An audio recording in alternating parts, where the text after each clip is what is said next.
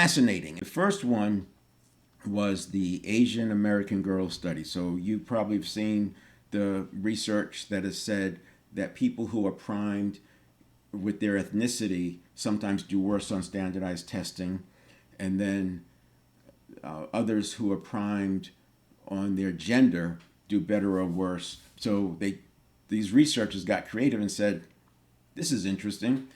What happens if we combine them? So, for example, they used a math test because in math, it's assumed that, and this is teenage, they were like, I think, 14 years old, that the boys are better at math than girls. That was a narrative that was out there at the time, and still is, I think, at least in the U.S.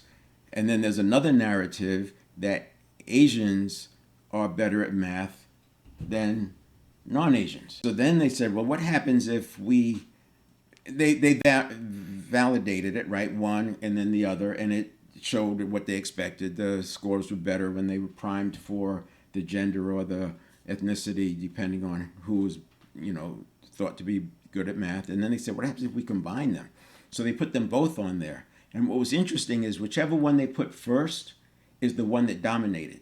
So for the Asian American girls, they thought that this would break the system, right? What's going to happen? Because these Asian American girls, they're girls, so they're thought to be less at math than the boys, but they're Asian, so they're thought to be better at math than Americans.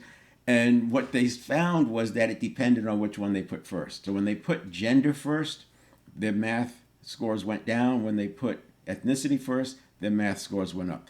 Fascinating.